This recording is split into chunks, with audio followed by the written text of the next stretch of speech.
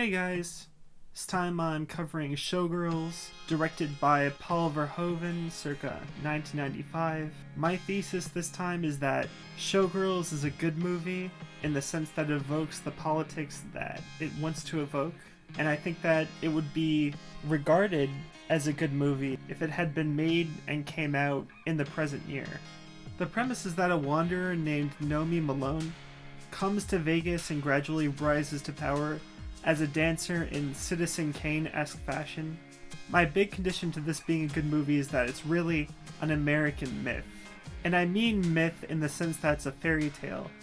Like a fairy tale, it's a universal, specific, and abstract. And this is pretty much what Paul Verhoeven does.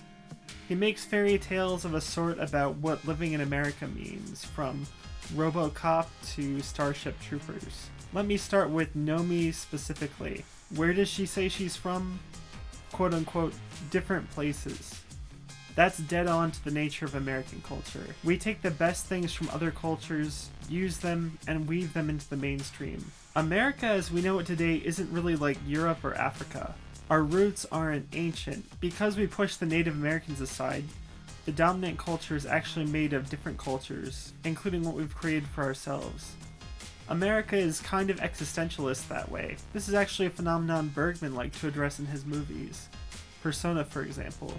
Postmodernism doesn't really ascribe to a single centralized identity, but to multiple identities that emerge based on how we're reacting to our circumstances, where we are, who we're interacting with. So America kind of becomes a different person from its interactions with other cultures. At the same time, Showgirls also manages to address the nebulous nature of American pain. Early in the movie, it's said that there's something painful in Nomi's past, something ambiguous. That's true for us as well. We've had war, we've had slavery. Revolution was the birth of our country. So Nomi came from different places in the same way America came from different places.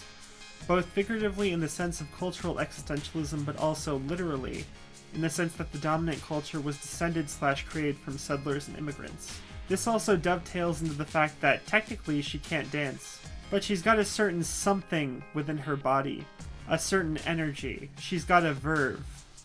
The American fake it till you make it energy. The gamble. This in place of tradition.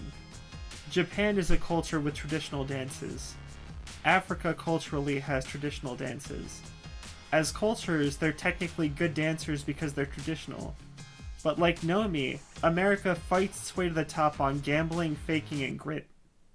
Really, Nomi's entire journey in the movie is a joke on money and power. I wasn't kidding earlier. It's like a facetious but earnest answer to Citizen Kane's anti-capitalistic existentialism. I'd say it's more interested in digging into sexual and gender politics than Kane, however.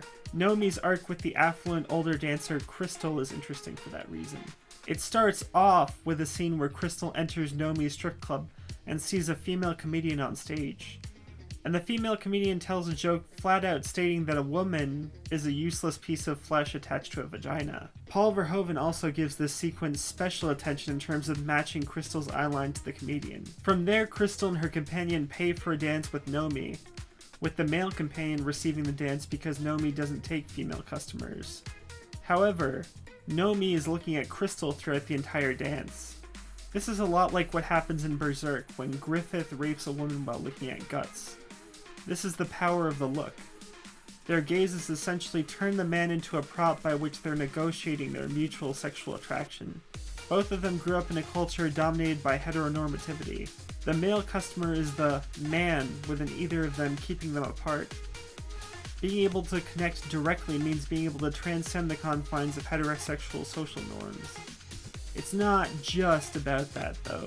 There's a whole bit where Nomi is training for her new job at the Stardust, for Goddess, and she's being pushed to stimulate her nipples with ice cubes. Previously, she hadn't. In a sense, her job at the Cheetah, her previous strip club, was more honest, a point driven home later in the movie, because strippers there aren't forced to pretend they're actually aroused while dancing for men. By applying ice cubes to her nipples, she's forcing her body to be aroused for her job. And Crystal wants to prove that Nomi is actually low class, so she teases Nomi into self-stimulating. Crystal wants to prove this because she was once like Nomi. but she's interpolated the artifice of high society unto herself. Another layer between herself and Nomi. She actually admits that she was like Nomi in a scene where she reveals that, like Nomi, she once ate dog food. It's revealed here that Nomi is essentially interacting with a mirror of her possible future. A number of people make the mistake of assessing this line in Newtonian fashion. They're caught up in the bizarreness of two women eating dog food, but they miss the function of this symbolic association between the two. In a perverse way, Crystal is the evil queen to Nomi's Snow White, the future shadow of the same archetype that Nomi inhabits. I think people really have an issue with letting the comic attitude of the movie blind them to its function. Again, the fight over the ice cubes. At face value, it might seem kind of absurd, but look closer and you see a fight for authenticity happening. The key difference between the cheetah and the goddess show at the Stardust is that both are about appeasing the body, but one lies about it. Nomi exposes the lie, and her transition between the two is really intriguing. It's illustrated using a sex scene with Kyle MacLachlan, which is actually framed as a baptism. That makes sense in a technical fashion because baptism is transformational, but it also brings religion into Showgirls' discourse about America. Christianity is America's philosophical cornerstone. It might also arguably be a bourgeois one, specifically if we're talking about wasps, so it makes sense to tie it in as an element of the class discourse as well. Nomi's hero's journey is from a pauper to a princess and back out again. She discovers herself by becoming the archetypical shadow of American existence, which is framed as power and wealth in this case. It's not unlike the way that Dawn of the Dead pans out, wherein a black man and a white woman abandon the metaphorical structure of capitalism to live as themselves. Because Nomi encounters the shadow, she's able to live as herself as a whole hero, even toppling a symbol of male oppression by killing her friend's rapist. The movie addresses identity politics in several interesting ways. Nomi gets a foil in the form of a black male lover who, while he does betray her at one point, is the one who commits unflinchingly to his artistic vision, even though his art is rejected by bourgeois mainstream society. As a black man, he understands the injustices of the system. That on top of being an artist means he can see authenticity beneath the bullshit of bourgeois culture. Molly, Nomi's friend, is similarly victimized by the system as a black woman. Late in the movie, Molly and Nomi attend a party and meet Andrew Carver, a man Molly's had the hots for during the movie. She wants to sleep with him, but rather than have sex consensually, he decides to rape her, violently biting her ear while doing so. I feel like this point is oft misunderstood by detractors, that she's willing to sleep with him but he decides to rape her. There's a point in Jurassic Park that elucidates his intent really well. A T-Rex doesn't want to be fed, he wants to hunt. A rapist doesn't want consent, he wants to rape. In the context of the movie, it's also a very politically charged image.